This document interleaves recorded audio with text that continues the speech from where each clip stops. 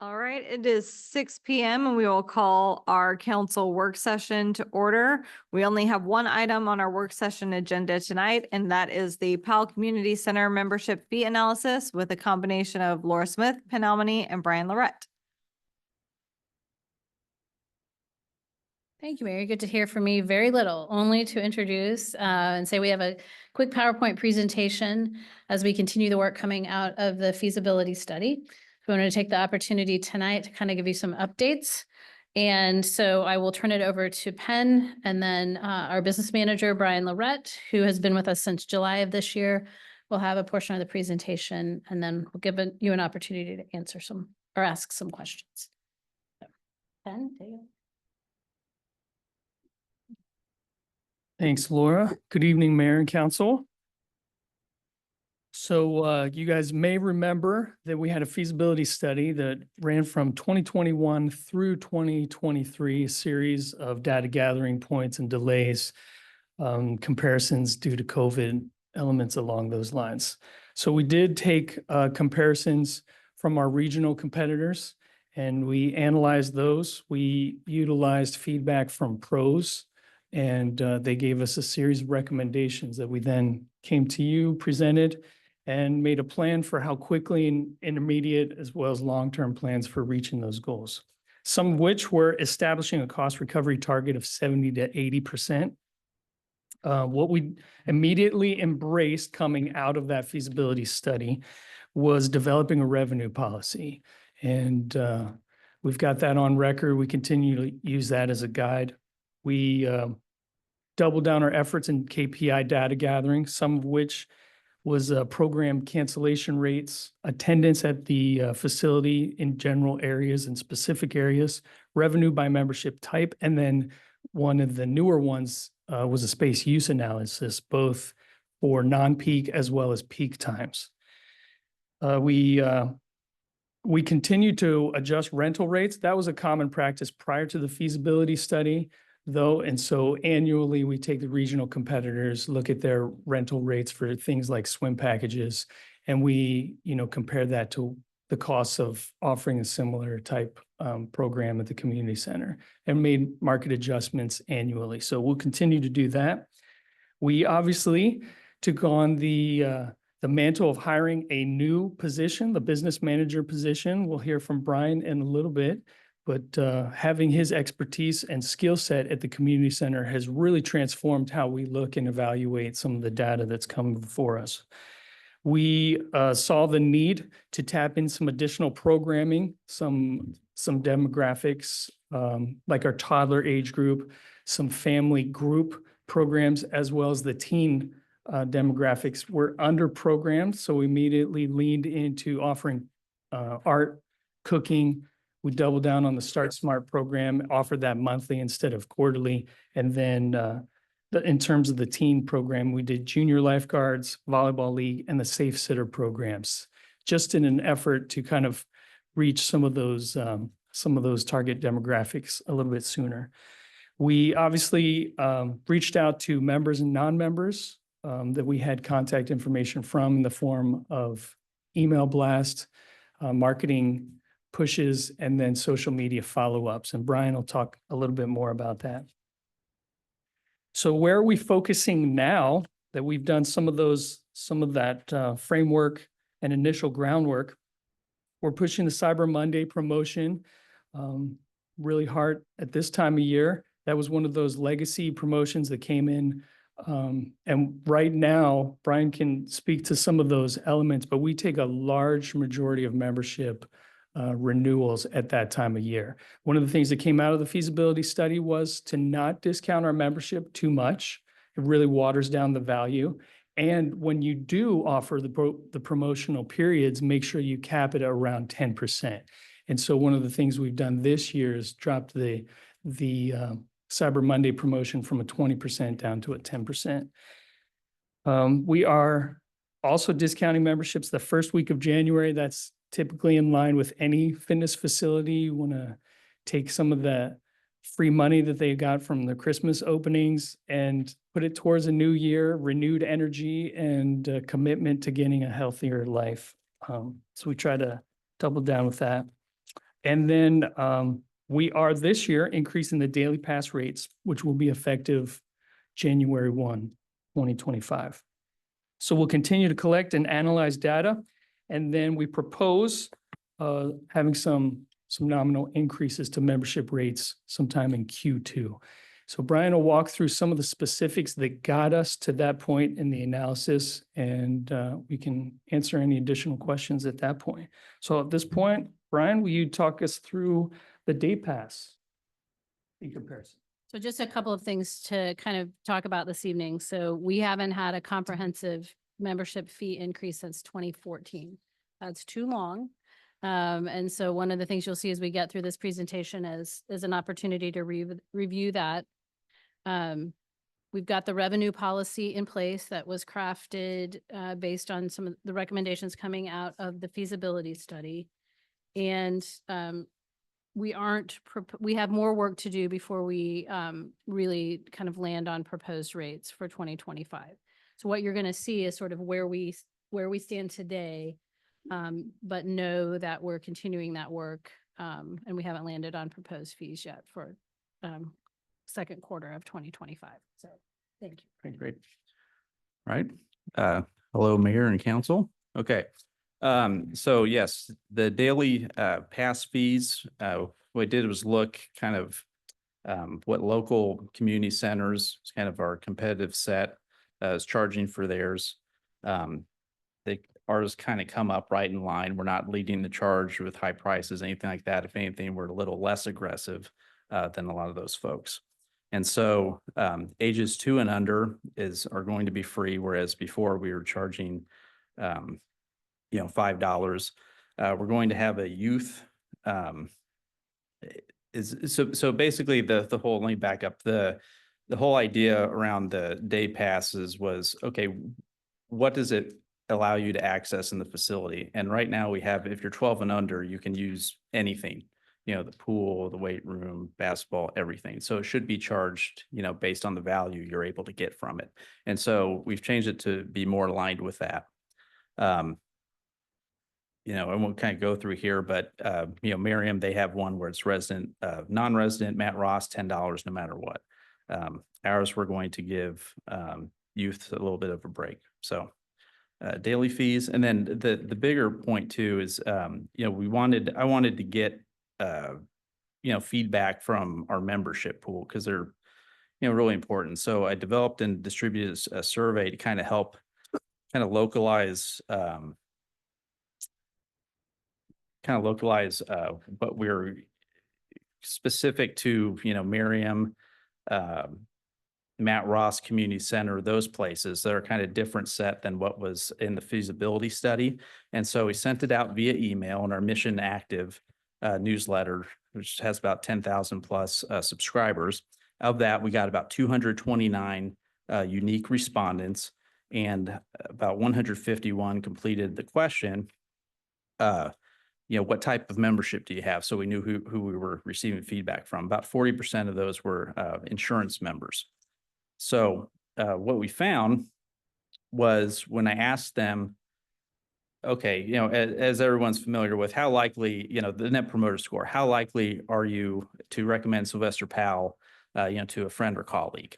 And so just to kind of a recap, the Net Promoter Score is basically, you rate it from 0 to a 10. Anything that's 9 or 10 is considered a promoter. Anything that's 6 or below is a detractor. And so what you do is you take the percent that's promoter minus the percent that's detractor, and that's your Net Promoter Score. So this is used in pretty much any industry. The thing I like about it is that you can compare yourself over time because every place is unique. Every place has different offerings. And so that's what we did. We asked, and we got a Net Promoter Score of 43, which is really good. It's favorable. Okay. And so I was interested in, okay, how does this break across, the different membership types? Because we want to make sure we're, serving everybody in the community, well. And what we found was that, we're insurance, we're doing great. Seniors, we're doing great. 2-person households. Now, some of these are small sample sizes, right? But what kind of struck out to me is family and adult program was a little bit on the lower side. So that's in alignment with what was found in the feasibility study where, you know, there's additional programming needs and things like that to kind of help keep doing what we're doing for seniors and other folks, but also help those with the regreening of the community, younger families, things like that. Yes. I noticed that we don't do a differential between residents and non-residents. Was that considered? For this? Oh, and the day pass? Right. Yes, we want to keep it simple for, because ideally we want anybody who uses a day pass. It's a great tool to have them trial the facility. Or maybe if they're infrequently, you know, using it, but if they use a certain amount, we would like them to convert to, you know, members, recurring members. And so just for kind of ease of, you know, applying it, we decided to go with a fee model that was based on, again, the usage of what they're able to do in the facility, which it doesn't matter if you're a resident or non-resident at that point. It's based on if you can use this or you can use that. So, okay. All right. And so that kind of made my antenna go up. So when I was looking through the rest of the data, I was kind of, okay, well, that's interesting. Let's see what else we can find. So then I went to NPS by membership type. This is just an additional, the next slide has just additional breakout. Just as many people promote us as, you know, detract from us for families. Again, but we're also doing great work for other certain segments. So that's not to be discounted at all. So what the, you know, so one of the things is, you know, we need a handle on who do we actually compete with, you know? And so the best way of asking that is, hey, who else did you look at, you know, when you were considering a membership or trying out? And so kind of as expected, some of the local ones came, but Matt Ross, Plant Fitness, Miriam Community Center, and so on and so forth. And so those are the ones we kind of focus on. Okay, and the next slide, we have a price shopping comparison view. And so when we're laying this out, I'm viewing it as, okay, I'm a resident of, let's say, Mission. Okay, so I'm Mission. When I'm looking at things, it's based on my residency. So at PAL, I pay the resident rate. Okay, but if I'm looking at Miriam or Matt Ross or whatever, I'm looking at the non-resident rate. Okay, so that's kind of how I look across this. And so if you do that, you can see that, you know, we have very modest prices compared to the rest of them. So, you know, Overland Park, for instance, at the bottom, you know, if you're Matt Ross and you have their basic level membership, $375. If you're PAL, you know, you're paying a non-resident fee, but that's only $422. It's not that much more. Okay, so that's just another way of looking at it, kind of as a consumer. Okay, and so the next slide was just kind of analyzed it and focused in on, you know, how are we serving communities in terms of operational hours? And the thing that kind of gets called out is, you know, we're not open on Sundays. And so looked at, you know, where are we different from these competitors I just brought up, Matt Ross, you know, Miriam, et cetera. We're not open on Sundays, apparently, and it has, you know, Miriam Community Center 8 hours a day, Matt Ross 10, and so forth. And so it's like, all right, well, does that matter? And so the next slide, we had over 436 survey comments. And I was very careful not to ask leading questions, just asked, hey, what are some things, you know, you'd like to share with the community center? And the number one thing was reopen on Sundays. This is what the majority of the patrons want, as well as what's offered competitively to other places. And so the second part was expand fitness class offerings, schedules, and so on and so forth. So right now we include fitness classes for free, which is a, you know, premium offering. And the counterpoint to that is we also have a lot of insurance members that utilize that, which is fine, but it also kind of soaks up some of the capacity that our members could be using. And so, all right, next slide. This is a annual membership comparison of rates. And so our current prices is the light green bar. And I kind of put a line across so we could see where we compare with the current rates for other facilities across the different membership types. And so a few things to point out. Matt Ross has two different levels of annual memberships. One of them is their basic and one of them is their total fit. And the only difference is the total fit includes the classes that we're currently including in our base membership. Okay, so they charge a premium for that. And then what's not missing from here, because this shows annual, but monthly, Merriam does something similar, but they charge an additional $25 per month for their total class pass, which is their classes. And so that's $300 per year additional. So it's just kind of going to show we offer a ton of value and we charge below market rates for that extra value. So that's kind of the point to get across. So with that, I will give it back to Penn, who can kind of give us an update on, what next steps we're going to be taking. I think so. Before we jump in there, I think, no, I just want to remind people what the insurance, because we've talked about insurance memberships, and I want to just make sure we get sort of on the record and saying, so that is where a patron's insurance provider is paying us either per visit or a total per month, right? So in some of the plans, we would make more money the more times we bring someone into the facility, but typically those are all going to be capped. And right now, with our insurance memberships, this program really started out years ago as Silver Sneakers, and it was intended to be an opportunity for primarily senior citizens to come and have an indoor walking facility. Our facility they can access any of the amenities. So the pool, the walking track, the cardio, the fitness, and a whole series of classes, which have been at no additional fee. So we're not charging them, even though they're not paying anything, their insurance provider is. And so that's something else that you may remember, those of you who were here when we presented the feasibility study recommendations, that we really want to look at. We may be giving away too much with the insurance memberships because they're filling up the classes. And I think that was what Brian was alluding to. In some cases, they're filling up a class and we don't have the capacity for someone who might want to come in and be paying a little bit more for that class. Do we know, kind of related to the programming, do we know what % of current members are utilizing classes? I know it sounds like they're heavily utilized by the insurance set, but sort of like heavily utilized across the board, or? Right. So I can give a little color on that. I haven't ran it by program and activity level, but what I've done is ran analysis where access scans for all the insurance members, and about 80% of them are non-resident submission. So it's people from surrounding communities coming in, accessing it, and then classes and such. So I would imagine it'd probably be somewhere in that neighborhood as well.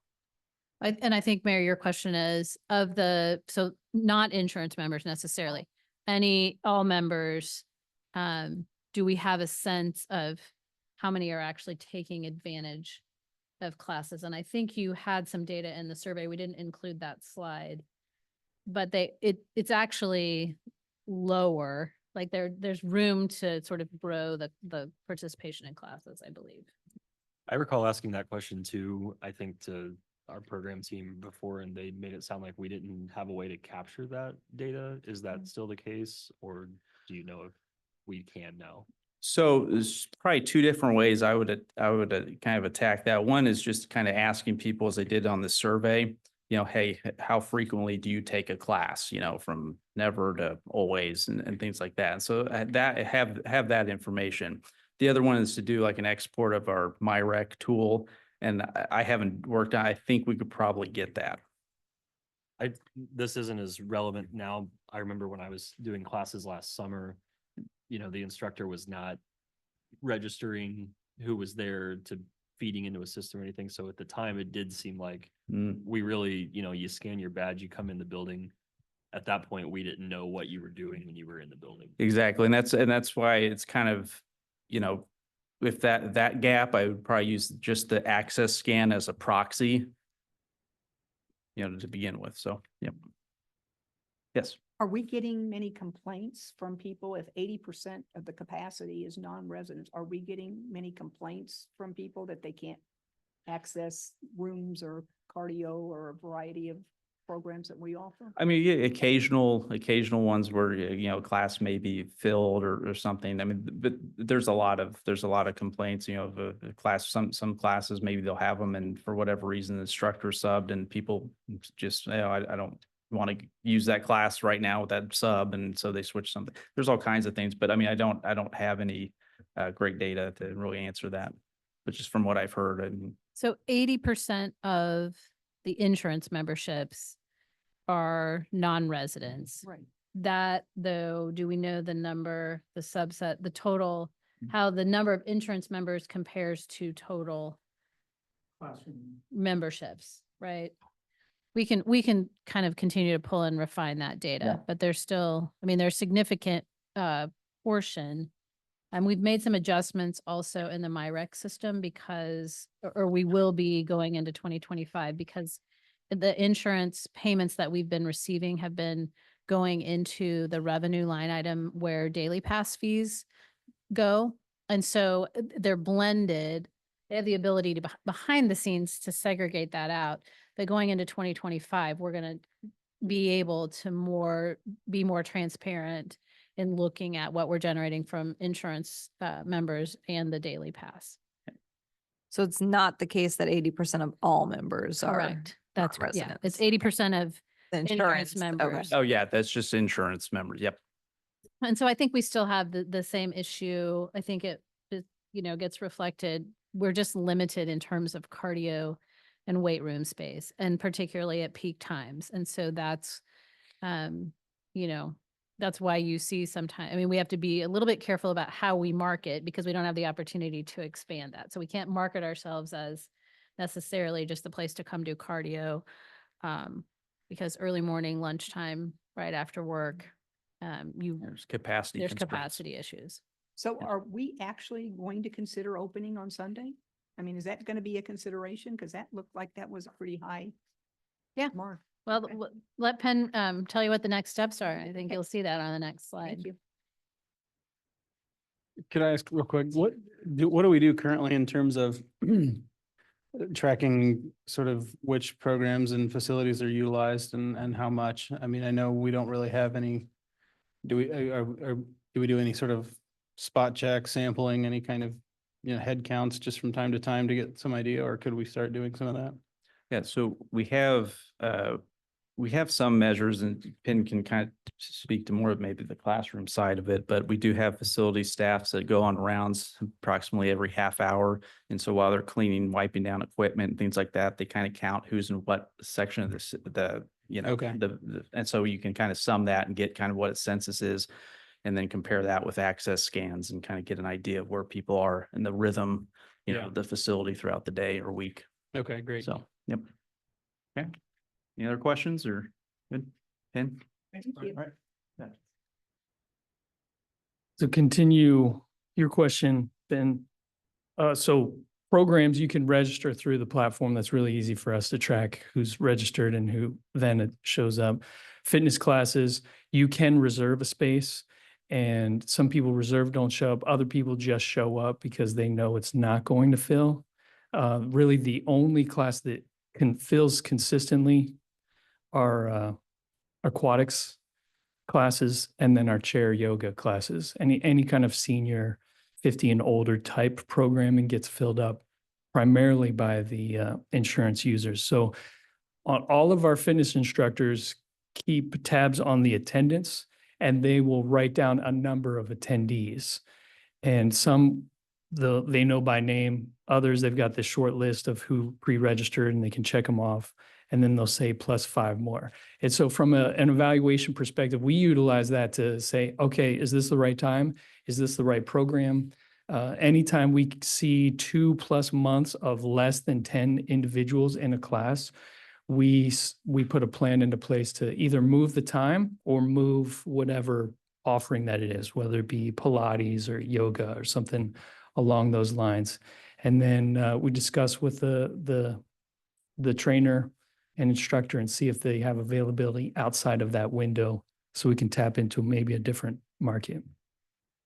So that helps us. The downside of that is we don't have a way, like Brian had alluded to, of tying directly into individuals. And we can obviously find that out through surveys, but it's just not as exact as we'd like. That's a good question. Yeah, you bet. So I guess, is it a true statement then to say, hey, if I want to like look at last Thursday and just say all the classes we offered last Thursday, is it possible to go in and see how many people were in each class? Like, are we keeping data? Yes. Okay. And it's all hard copy data Okay. So it's not like, that we then import into our total attendance for the day. Okay. And so that becomes a key performance indicator. Jenny then keeps the fitness attendance data and utilizes that as part of our quarterly review. okay. So we are then doing that then. That was. Yeah, that's- we're just not reporting on it. Whereas the attendance we report on weekly. Okay. Yeah. And I think maybe some of the confusion was, could we get that to the granular individual? Like, do we know if Timothy is showing up for 7 classes each month and seeing what value he's actually pulling from his membership, as an example?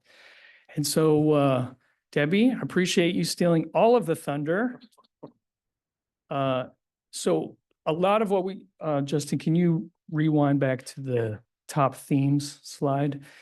A lot of what we were discussing today is really pushing us towards, the next steps. How do we envision the community center and membership, and how do we see our citizens using it and meeting the needs amidst all of this competition? So one of the interesting perspectives that came out of kind of our analysis was, I had always viewed it as, we sell these memberships, right? And people only take advantage at less than 10% on a Sunday, right? So we'll have, actually it's probably less than, it was less than 10%. We have 1,200 paid members, and we have anywhere from 70 to 110 people show up on any given Sunday, which from an operational standpoint really doesn't meet the need, right? And so we were looking at ways to control costs and, making sure that we get the biggest bang out of kind of scarce resources. Through our discussions, through Brian's insight, a lot of the data, it became more of a discussion of we're comparing ourselves to other facilities and entities who are open 7 days a week. So yes, we've got members and we can tap into what their themes are. We're really missing out on what other people didn't buy the membership for. And the glaring omission was that 1 day a week, right? And so you have that discussion of, well, how do we make all things even and make it really just a value-based decision based on X, Y, and Z, instead of the arbitrary question mark of, is it worth it if I don't use this any Sunday in my life? Am I going to get still the same value from mission? And Brian framed it best as kind of like an insurance policy, right? You may not ever use Sunday. However, Trent may come in from this long family vacation and say, you know what? I just want to stretch my legs and get a quick workout in. And just having that option on a Sunday is a lot higher value than we were placing on it from an operational standpoint. And so I think that is kind of a paradigm shift internally for us to now recommend that we look through a different lens, more of a apples to apples comparison regionally, and then trying to capture some of the membership that we may have lost over the last few years, right? So that obviously takes time, takes steps. You can see here this theme of open Sundays. Those are largely from individuals who see value in the membership. And so if you can see that from those who have bought a membership or know people who have bought a membership, because we think some of this may be family members reporting on behalf of other family members, you can assume that at least a portion of that extends to people who don't have a membership, right? And so that's our assumption with some of this data. We need some time to prepare for that. We can't just flip on the lights. One of the things that's unique to us is that we do open the doors for rentals. We have two church groups who consistently utilize the community center on Sundays. We have rented it out to birthday parties. Occasionally, there's probably one a month. It's an actual swim birthday party on a Sunday. And so we try to include some of the costs associated with that from the guard, some indirect, chemical use and some of those things. So we know that from a rental perspective, that need is already there. And we can really just help support that with some additional efforts. So we project that we need at least 3 to 4 months to hire, train, get a team in place that operationally feels comfortable without most of the full-timers being around to support them. We've discussed internally about how we could, maybe shift some full-time team members to support on the weekends a little bit more, or give additional responsibility to individuals to help segue that. Obviously, scheduling. We want to make sure that it's not just a membership push and like, hey, we're open, come enjoy us. It's got to be supported with some additional programming to make sure that we're not just saying the doors are unlocked, check us out, but we're really inviting people on those days. And so we have to have a program plan in place that doesn't overwhelm our existing team, but really helps meet that target demographic need in a really thoughtful way. And then obviously pushing out information. We typically feel that the month is a sweet spot in terms of getting a piece of information out that doesn't hit every individual, right? And so we feel that in order to do that, have people set aside time, maybe pull them away from other groups or partners that they take programs or classes with. It may take a few more months. So that's why we anticipate rolling something like this, if council's supportive, in Q2 of 2025. In order to do that, we also see that we're increasing the value of this membership. Like Gloria had mentioned, we haven't raised the membership rates of the community center significantly since 2014. So when I first got here, we took a look at kind of the non-resident balance and made sure that that offset was consistent. So you could argue that that was a membership change at that point, but it really wasn't an increase since 2014, which is way too long for us to see the costs escalate and just for the general fund to kind of own a lot of that. And so we knew that going in during COVID, that was going to be a stance, and we're going to create that value and be really supportive in a time we know that everyone was getting hard hit. And it's just been a little bit too long. So we propose raising the membership fees. We propose coming back with some data that supports this and updating council, answering questions throughout this period, and then reviewing memberships annually so that we're never in a place where we aren't conscientiously saying, okay, it's been 3 years. We've got to do something. What should it be, right? It's always got to be an analysis of where the members see value, where we are regionally, not too far. We definitely don't want to be the genesis or the high watermark for any cost, but we see that there's significant areas for adding value and then increasing and drawing some of that value from members.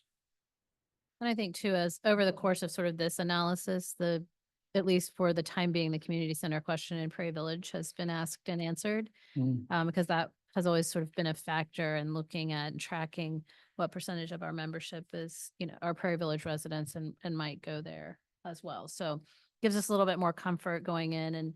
And as Penn has kind of touched on, one of the really strong themes in the feasibility study was tying the value of the membership, being able to really articulate the value of the membership and making sure that as we increase membership fees to support the other goals that you have for the facility, that we're able to show added value or, continued added value.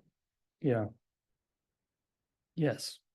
One of the issues at hand, and the reason I asked the Sunday question was what you mentioned about you've opened it for people, but majority of people, 9 out of 10, I would suggest, think it's closed. So there's a gap analysis here between what we might be getting in receptions and a lot of kids' birthday parties are all on Sunday. Mhm. So that's that gap that we really don't know how many people would be coming on Sunday for a birthday party. Yeah, you're right.